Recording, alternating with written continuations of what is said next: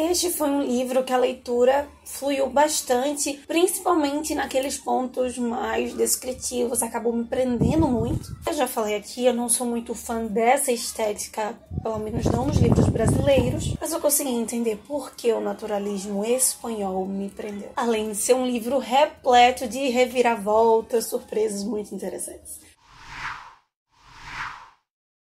O que temos para hoje, Sanches e Dulcineias? Eu sou a Larissa Bertolino, você está no canal Uma Garota Quixotesca, onde nós tratamos de literatura, sempre partindo de pressupostos, ideias, personagens, temáticas que saiam, que estejam no nosso queridíssimo Dom Quixote de La Mancha. E mais especificamente, você se encontra na primeira resenha do mês de agosto, onde nessa nossa viagem pela literatura espanhola, essa visão cronológica que nós estamos fazendo nesse ano, estaremos hoje, de certo modo, encerrando o século XIX. E nesse mês de agosto nós entraremos no meu período favorito da literatura hispânica, espanhola especialmente, mas para chegar nele nós precisamos passar pelo naturalismo. E se tratando desse movimento na Europa especificamente, o seu criador, digamos assim, o francês Émile Zola, se tornou nessa estética o pai do romance experimental. E esse é um ponto que eu queria começar falando no vídeo de hoje, para a gente não reduzir simplesmente o naturalismo àquela estética que se apropria do método científico, que vai tratar a sociedade através de uma visão animalesca, mas usar o experimento tanto na forma quanto no conteúdo. O autor espanhol de hoje, nesse caso, ele era um republicano num período cheio de conflitos ali no entre-séculos espanhol e admirava muito o Zola. Por isso, a sua obra de hoje vai refletir muito desses conflitos através dessa proposta experimental. Talvez seja por isso, então, que durante a leitura ele me remeta tanto a outras obras desse período. Eu acabei partindo muito lembrando da Madame Bovary, que também tem uma pegada já realista, da Bagaceira aqui no Brasil, que já é regionalismo, modernismo, mas que nos dá uma percepção um pouco desse arame, dessa cama de gato que é o final do século XIX e início do século XX na Espanha. E pensando nessa influência das ciências naturais na literatura, dessa virada do século, é perceptível que há sim uma influência bem menor do determinismo, do próprio darwinismo na literatura espanhola. Mas em Cañas e Barro, as condições de la búlfera influenciam sim, e muito, o comportamento dos protagonistas. O que já traz uma questão importante para esse livro. Quem é o protagonista? Vê se você consegue perceber ele comigo. Cañas e Barro nos apresenta o desenvolvimento de uma família muito importante para a formação de uma aldeia de El Palmar, um povoado ali na região da Albúlfera, Valência, Espanha. Cañamel e Tio Paloma são os dois pescadores que iniciarão esse povoado juntamente com as suas famílias. Esse último terá um filho chamado Tono, que não quer seguir a profissão do pai, o que já nos dá um pouco de antideterminismo nesse livro. E durante a leitura, pelo menos para mim, vai parecendo que o Tono é o protagonista da obra, até que surgem os seus filhos. Tonete, menino, filho de sangue, e Borda, a menina que é adotada por ele e sua esposa. Diferente do seu pai, tio Paloma, Tono não quer ser pescador, ele quer ser agricultor. E o neto, o Tonete, é um grande de um vagabundo. A história parece ali que vai centrando no Tonete e seus amigos de infância, a Neleta e o Sangonera, das suas aventuras enquanto crianças e os resultados das suas vidas adultas. Esse livro, portanto, está perpassado o tempo todo de conflitos geracionais individuais também, em cada personalidade desses protagonistas, desses personagens. O que aparenta em alguns momentos se tratar de vários livros dentro de um só, apesar de ser um livro curto, onde se centra aparentemente, só bem aparentemente sim, em cada um dos personagens por etapas. Em que uns vão se comportando de um modo mais racional, outros de um modo mais instintivo, até chegar ao fim trágico e extremo, digamos assim, da obra. Como grande parte dos autores desse período, Vicente Ibáñez era filósofo, bacharel, jornalista e literário, além de ter se tornado também um político. Chegou a ser, inclusive, chegou até a ser deputado republicano nesse período de grande conflito ali da Espanha entre algumas repúblicas que se sucederiam, a continuação ou não de uma monarquia, até mesmo a instabilidade promovida pela Primeira Guerra Mundial. Nessa sua posição republicana, fez com que ele travasse ali vários combates, inclusive levou ao exílio, que intensificou então esse seu lado engajado. Ele era assim um autor extremamente engajado, lutava contra o analfabetismo e o antiprogresso espanhol. E isso se demonstra de duas formas muito interessantes dentro de Cañas y Barro. As duas questões. Sobre o período conturbado, o Ibáñez, dentro do seu enredo, vai tratar de alguns desses conflitos, inclusive a Guerra de Cuba, torna ali a independência de Cuba e marca o final do grande império que foi a Espanha, sem, na verdade, dar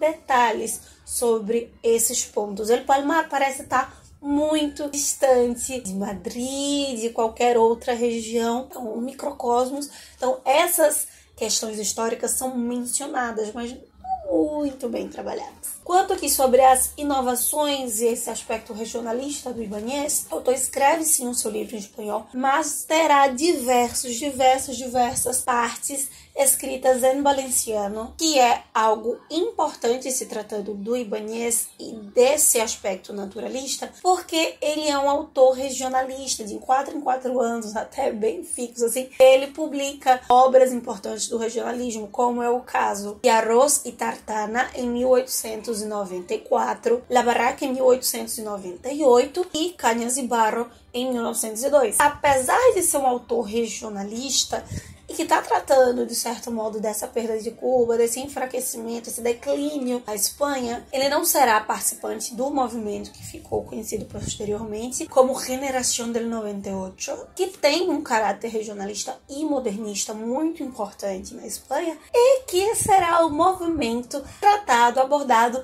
durante todo esse mês de agosto, por isso eu não vou entrar muito em detalhes aqui, espero os próximos vídeos. Até porque é o meu movimento favorito na Espanha. Sem ser cansativo, Cañas y Barro é um excelente livro para te ampliar um vocabulário em espanhol, entender palavras e termos em valenciano, e para o leitor que é bastante visual. Nós vamos conhecer os diferentes tipos de aves, peixes e plantas da região de Valência em detalhes, e eles até servirão como símbolos e paralelos entre os comportamentos dos personagens e o comportamento desses itens da natureza. Claro, isso de um modo bem sutil, não é um Euclides da Cunha da vida, especialmente quando se trata de um sorteio anual que acontece ali na Búlfera, e o Tonet recebe o melhor redolín, seja a alternância anual de terreno, né, de região, onde a cada ano esses terrenos são sorteados. Então a pessoa que plantava arroz fica nessa região que antes era usada por alguém que plantava outro tipo de vegetal, ou alguém que cuidava, que tratava dos patos, dos diversos patos que tem aqui, acaba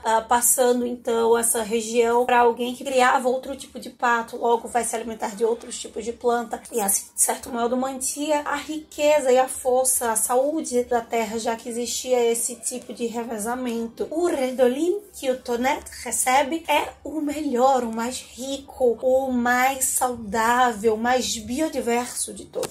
Mas diferente do seu avô, que acredita que os palomas, não, os homens da família, não deveriam trabalhar para ninguém, explorar a terra com seus braços, ser donos de si, ou do seu pai, que aceita e acha melhor trabalhar nas terras de outra pessoa e assim conseguir melhor qualidade de vida e conseguir guardar um dinheiro para sua posteridade, para as gerações futuras. O Tonet é um vadio, ele não faz absolutamente nada, quer passar os dias bebendo, caçando, aproveitando as regalias de ser dono da melhor terra. E depois que acabar o ano ali, vendo o que é que vai dar e procurar outra forma de subsistência. Se, diferente dos livros dessa época, no caso da Espanha, Cañas y Barro apresenta um pouquinho mais de determinismo, impera a lei de que o mais forte sobrevive, você há de convir comigo que não tem como Tonet termina bem nessa história. Só que, ao contrário dessa vadiagem, dessa até fraqueza moral que o Tonet tem, sua amiga, Neleta, é uma jovem de ambições, de busca por sobrevivência, de força, extremamente irracional. E mesmo quando os seus destinos vão se reencontrar e eles parecem entrar em decadência dessa moralidade juntos, ela é ainda mais forte e possível sobreviverá, diferente